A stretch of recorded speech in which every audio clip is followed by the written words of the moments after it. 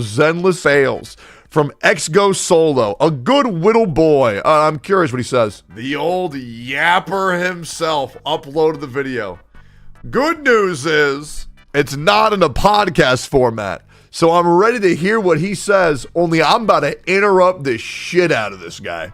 Little Jimmy, I need you to pull up a chair and get in close, because I'm going to do what your father never did and have a nice one-on-one conversation with you. Now, don't worry, I'm not going to talk to you about last week's report card. Instead, I want to discuss something that I am unbelievably hyped for. You know what I don't get? And this isn't any shot to Solo whatsoever. There's so many people talking about Wuthering Waves being better than Zenless Zone Zero, and here's the best thing. They've never even played the f***ing game. Like, they've never played it. They've only seen footage. They've never played it. Like, I have, like, what? Probably, like, 30 hours in Zenless Zone Zero between the 3 betas that I've participated in, and probably about, 40 hours in Wuthering Waves? I mean, they're right, but I just don't know if they know that they're right. And that is Wuthering Waves. Now, anybody who's familiar with me is probably familiar with how I often operate in regards to a new gacha release. Quite frankly, I usually don't care, because the fact of the matter is, once this new gacha comes out, it's going to be overhyped, everybody's going to be talking about it for approximately 15 seconds, and then it's just going to die. It happened with Reverse 1999, it happened with Tower of Fantasy. Reverse 1999 was, nobody was really talking about that. That game had no traction. The majority of hyped up gacha games these days actually do stick around for a good bit. TOF was incredibly bad, but it did take over the entire platform quite a bit. But yeah, like Honkai Star Rail was one that was very overhyped and also is still here to today.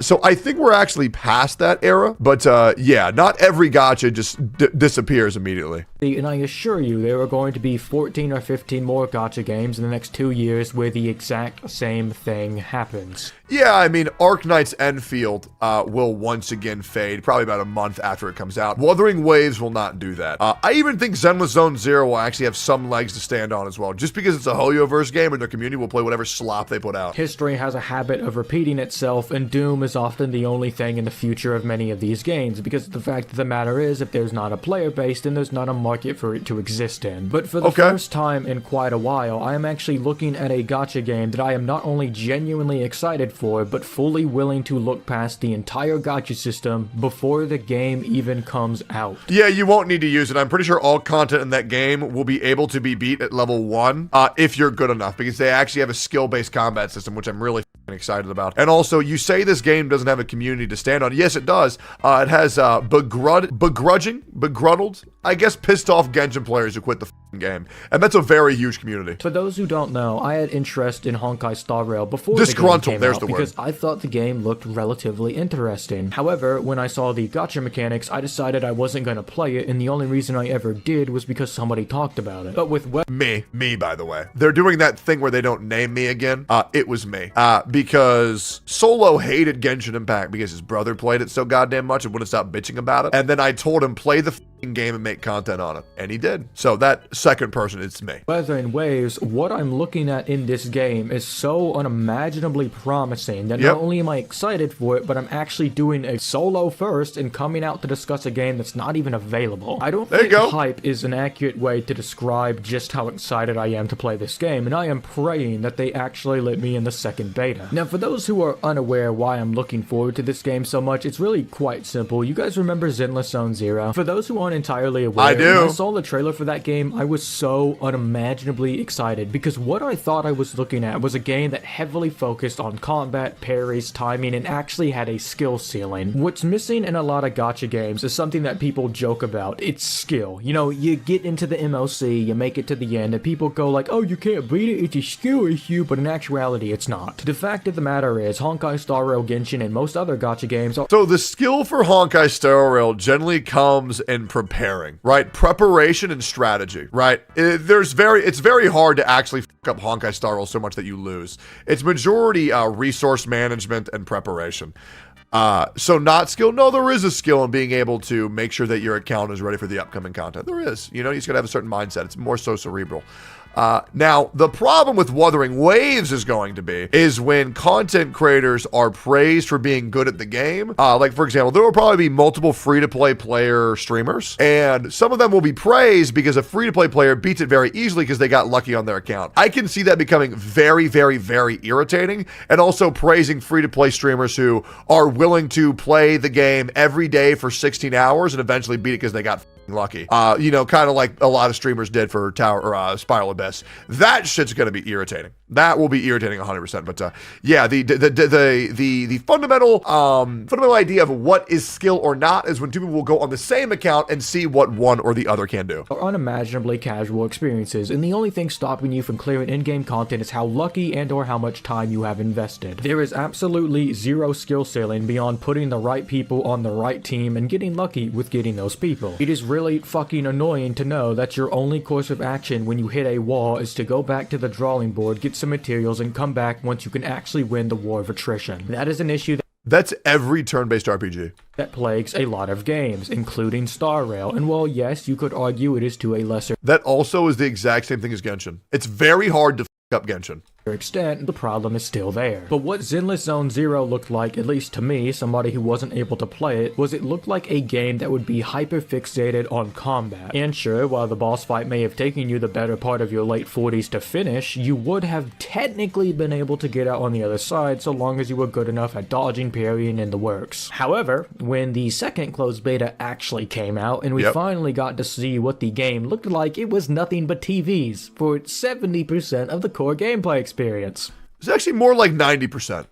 Yay. To say that that was disappointing would be a monumental understatement that rivals the grandiose structure of Mount Rushmore. The very moment that that closed beta was out for the week-long mark and reviews started rolling in, the ZZZ channel and my server went from people being excited about the game to just literally pages of the sleeping emote. There wasn't... Well, the other problem is that...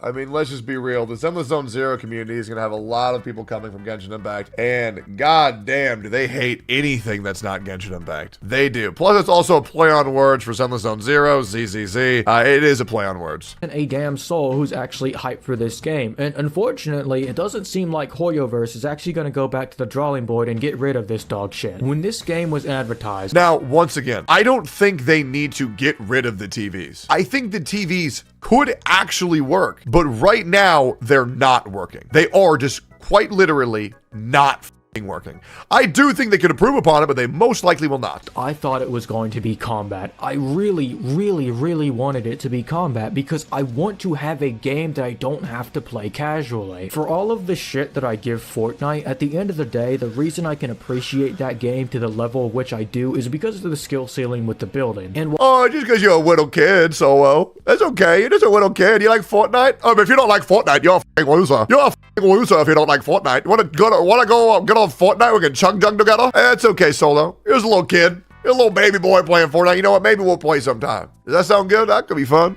Well, yes, the community is more toxic than Chernobyl. That only makes it... Is the Fortnite community toxic? I've never heard of that ever. All the more satisfying when I eradicate some 5-year-old's progress for the last 20 minutes in one shot. The gratification you get from playing a game long enough to actually be considered good is unparalleled. Being praised by your fellow gamer not because you rolled the best stats, but because guess what? You're actually skilled enough is something that people often take for granted. And it is something that is severely lacking in the gacha scene until now.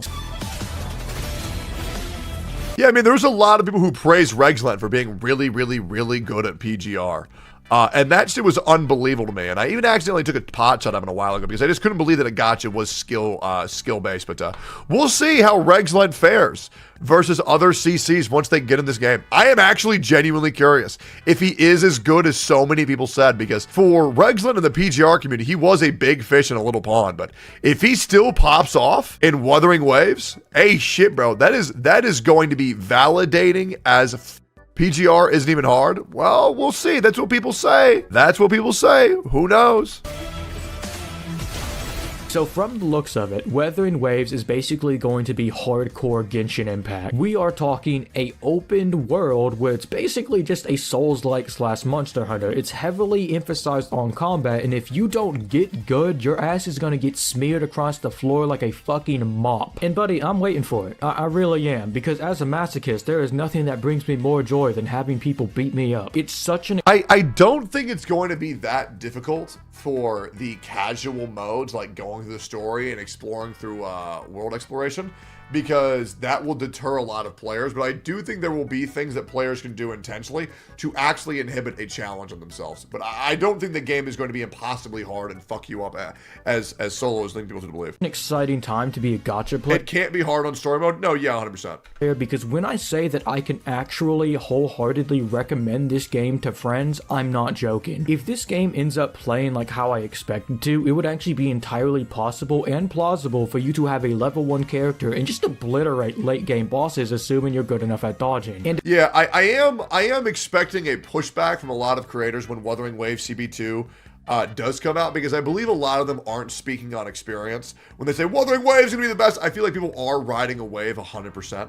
And we'll see how people actually feel once they play it, because I feel like so many people are speaking when they have not played the game yet. Additionally, if it ends up working how we think it's gonna work, that would mean it does not matter how bad your character is. If you like them enough, you can use them. So long as they're a designated DPS, yep, you can, in theory, take out an entire boss with only the character that you like, no matter what the meta says, if you as a player are actually skilled enough. Yep. Think about that. I mean, I think it will be cool, because I feel like Wuthering Waves will be one of the first games where you actually can have a viable main. Because you can technically just dodge everything if you're good, so it would be kind of cool. That entirely eradicates one of the biggest problems with Genshin. You have these characters you get attached to, they come out, and then they're hot garbage. Looking at you, Dea. And I know that I'm harping on like that skill ceiling fact a lot, but just like look at this gameplay. These people are like dodging left, right, they're parrying, they're avoiding these attacks. It just looks cool. By far, one of my favorite moments in the trailer is when we see this guy. This guy will end up being my main, and no, it's not because he's a twink. Just look at this guy's fighting style. He is zipping around the entire battle. Oh, bro, when I called that guy a toddler, oh, that made people so angry. It was so good, bro. It's so hard to tell in an anime game if someone's a twink or if someone's just a kid. You know, I remember people were calling Yang Jing a femboy. And I'm like, bro, he's not a femboy. He's just 12. Battlefield, punching 1,000 times a second, probably hitting like a wet napkin, but it doesn't matter because he's hitting so fast. Then he activates this ultimate, he throws down a pylon, probably is getting some sort of stat buff based on this image, and then is just dragging the enemy up in the air with a combo string and ending it with a kick flip. This looks really fun to play, and the best part about it, it is a open world. And not only is it an open world, but it's also a open world set in the apocalypse setting. Starting to sound familiar? For those of you who don't remember, Tower of Fantasy was like the first big gacha game I played. Before that, it was AFK Arena, then was Skullgirls Mobile, and Mega Man X Dive, but Tower of Fantasy was the very first like really big one I played. And the reason I went out of my way to play Tower of Fantasy was because I heard it was set in a sort of apocalyptic setting, and I am a massive sucker for those settings. But one of my biggest gripes with the game was, despite being in an apocalypse, it does not feel like it. The colors, for example, were way too oversaturated. There was absolutely nothing about the game that told me, yep, this is an apocalypse, besides the occasional demonic entity. This game doesn't have that problem, because not only is it set in the apocalypse, but the colors and aesthetic actually matches it. When you look at this gameplay footage,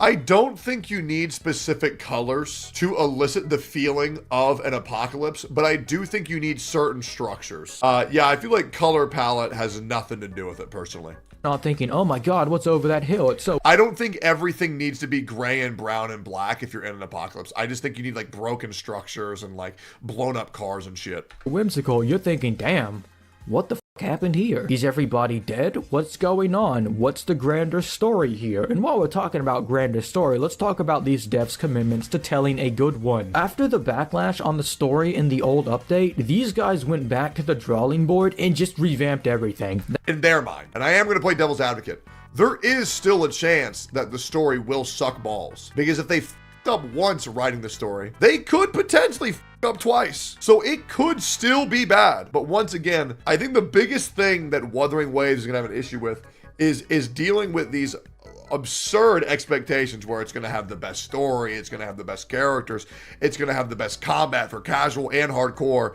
Like, people are hyping this up to be a game that is, like, insurmountable. But that's still good for marketing because people are talking about it. They actually said, you know what? This is dog shit. Let's fix it. And what that tells me alone is that this game is worth playing. Because the devs are actually listening to the players for once. They're not busy counting all the money they made on, I don't know, fucking Amber's 5-star banner. I don't care. They are sitting there, listening to what people are saying, taking it into account, and instead of being butthurt because people don't like what they're doing, they're going, yeah, you know what? Maybe this does suck. They're going back to the drawing board and they are fixing it. It is wild to me that this is something I actually have to praise somebody for, but it genuinely does feel like you're screaming into a void more often than not when it comes to these gaming companies. And yet, here is somebody who's actually having the first closed beta taking... How many times have people said the devs are finally listening?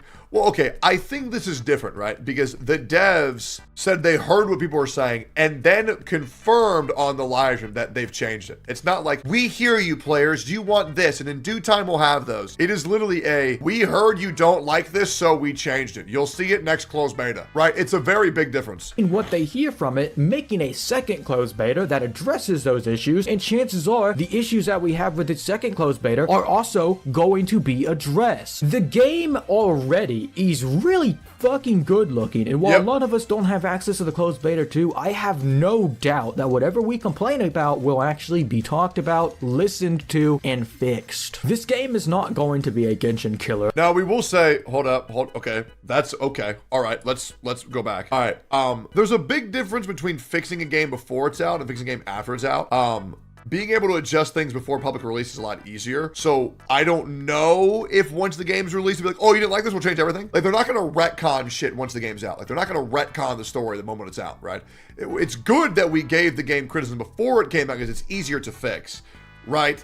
But this is a glass half full take. Talked about, listened to, and fixed. This game is not going to be a Genshin killer. Allow me to go ahead and say that now. In fact, okay. I know people say it won't be a Genshin killer.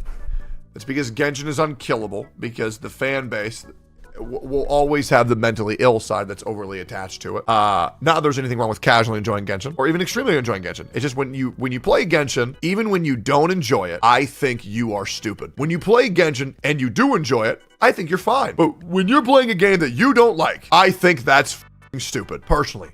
Games are supposed to be for fun, so why the f*** are you playing if it's not fun? Now, I do think Wuthering Waves will be a Genshin hinderer, 1,000,000%. I think we will see profits go down a little bit. I think we will see a more active fan base on Wuthering Waves side, at least temporarily, because it is attempting to compete against them in every single aspect. Okay, if the story's better, if the combat's better, if the characters look better, why would everybody stick around? It may not kill it, but it will certainly hinder it. In fact, I don't think that this game is going to have as many views as Tower of Fantasy did on launch either. But absolutely not, because Tower of Fantasy was available during COVID. What I do think is that this game is worth your time. And if you want a Genshin adjacent experience that actually has some sort of advanced combat that's going to deliver on something Zenless Zone Zero didn't, this, my friend, is your savior. If I get access to this closed beta, I will be dedicating myself entirely to answering any question you guys may have. I will also be thoroughly dissecting its gameplay. I will be airing out my criticisms, my compliments, and all of it without any sort of discrimination. I want this game to succeed more than anybody, more than the executive. No,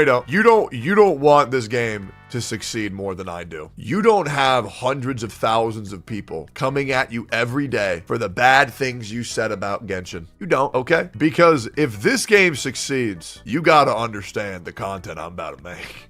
You gotta understand, all right? Nuclear would be an understatement. It would. It would. Like, oh, man. Dude. I'm so excited about Wuthering Waves. I unironically might make a couple guides now and then. That's what's insane. Like, that is I'm actually considering that. Not even kidding you. Probably does. This game is going to be worth your time. You should play it. You should support it. And hopefully, through this game's success, other companies will take not long term. And finally start listening to their players. We'll see. The most important thing is that the CBT2 is coming out, and all of this boundless, baseless hype will be tested, and we'll see if people are still as hyped for it as they think they are. Because I feel like there's a lot of unrealistic expectations that people are giving to this game so far. Now, no matter what, I do believe this game will succeed, but to what degree, we'll see. I am very interested, and I'm going to be reading the entire story from start to finish on CBT2. Because if the story's better than Genshin's or Honkai Star Rail, I don't think it can compare to Honkai Star Rail. I love Honkai Star Rail so much. I don't think it'll be close. But we will see, and very soon. Thanks for liking, commenting, subscribing.